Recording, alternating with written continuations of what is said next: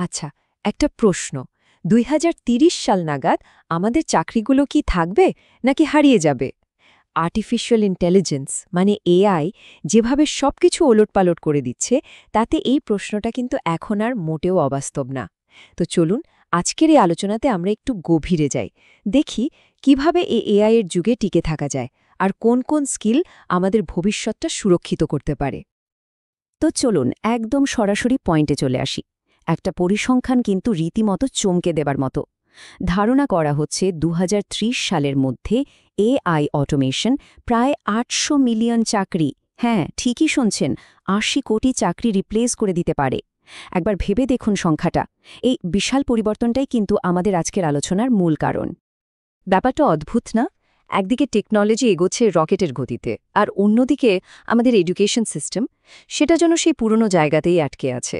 Source ঠিক এই প্রশ্নটাই তুলেছে যে শিক্ষায় জাতির মেরুদণ্ড, সেই শিক্ষা ক্যারিকুলাম কেন বছরের পর বছর ধরে একই রয়ে গেছে। প্রযুক্তি আর শিক্ষার এই যে বিশাল ফারাক, আসল সমস্যাটা কিন্তু তৈরি হচ্ছে ঠিক এখানেই।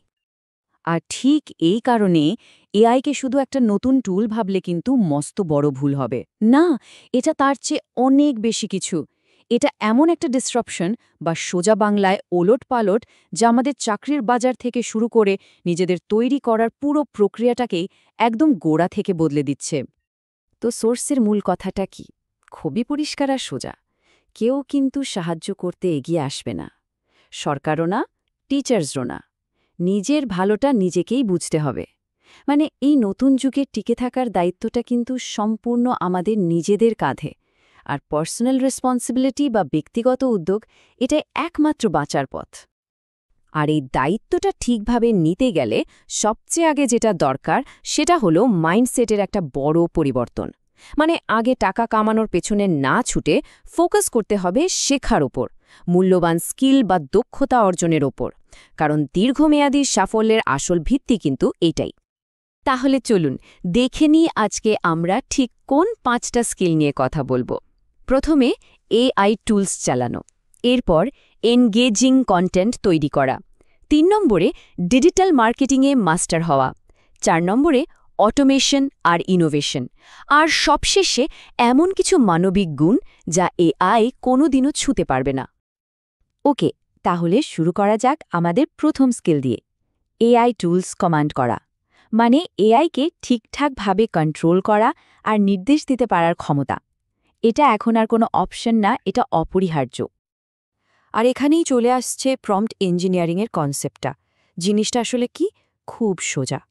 চ্যাটজিপিটির মতো এআই টুলগুলোকে আমরা যে নির্দেশ দিই সেটাকেই বলে প্রম্পট। আর সবচেয়ে সেরা আউটপুট পাওয়ার জন্য কিভাবে একদম নিখুঁত আর কার্যকর প্রম্পট লিখতে হয়, সেই স্কিলটাই হলো প্রম্পট ইঞ্জিনিয়ারিং।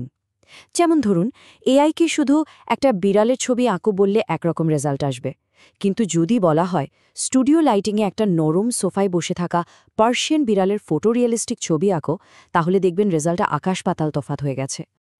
আর ভাবছেন এটার বাজার দর কেমন? একদমই কম না।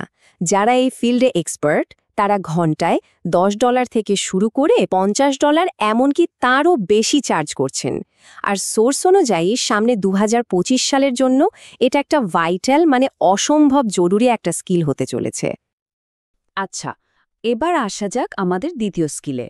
আমরা এখন এমন একটা দুনিয়ায় বাস করি যেখানে মানুষের অ্যাটেনশন বা মনোযোগটাই হলো সবথেকে দামি কারেন্সি। আর এই বাজারে টিকে থাকতে হলে আকর্ষণীয় কন্টেন্ট তৈরি করার ক্ষমতা থাকাটা মাস্ট। একটা স্ট্যাটিস্টিক্স দিই, 85% মানুষ এখন টেক্সট পড়ার চেয়ে ভিডিও দেখতে বেশি পছন্দ করে। বুঝতেই পারছেন ভিডিওর মাধ্যমে পার্সোনাল ব্র্যান্ডিং তৈরি করাটা এখন কতটা জরুরি হয়ে পড়েছে। যত বেশি মানুষ কাউকে চিনবে, তার কাজ বা ব্যবসাও তত দ্রুত বাড়বে। আর সবথেকে মজার ব্যাপার কি জানেন?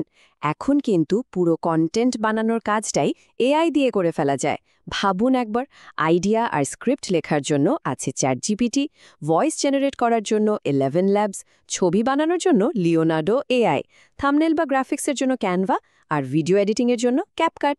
মানে এই সহজলভ্য টুলগুলো ব্যবহার করে এখন যে কেউ কোয়ালিটি কন্টেন্ট তৈরি করে ফেলতে পারে।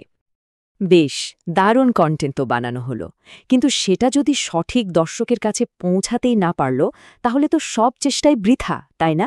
আর ঠিক এখানেই চলে আসছে আমাদের 3 নম্বর স্কিল, ডিজিটাল মার্কেটিংয়ে দক্ষতা। আগেকার দিনের মার্কেটিং কেমন ছিল ভাবুন তো একবার। বড় বড় বিলবোর্ড, টিভির বিজ্ঞাপন, এগুলো সবার কাছে পৌঁছাতো ঠিকই, কিন্তু আসলে কার কাছে পৌঁছানো দরকার সেটা টার্গেট করতে পারতো না। আর এখনকার ডিজিটাল মার্কেটিং হলো লেজার শার্প, মানে এর মাধ্যমে একদম সঠিক সময়ে সঠিক প্রোডাক্টটা ঠিক সেই মানুষটার কাছে পৌঁছে দেওয়া যায় যার ওটা দরকার। দেখুন, ডিজিটাল মার্কেটিং কিন্তু একটা বিশাল বড় জগৎ। সোর্সের পরামর্শটা খুব কাজের।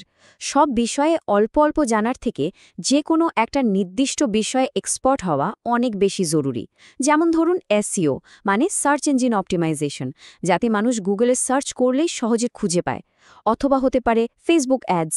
যে কোনো একটাতে মাস্টার হয়ে গেলে এই কম্পিটিটিভ মার্কেটে টিকে থাকাটা অনেক সহজ হয়ে যায়। চলুন এবার আমরা আমাদের 4 এবং 5 নম্বর স্কিলের দিকে চাই। এই দুটো স্কিল কিন্তু একে অপরের সঙ্গে খুব ঘনিষ্ঠভাবে জড়িত, অটোমেশন আর ইনোভেশন।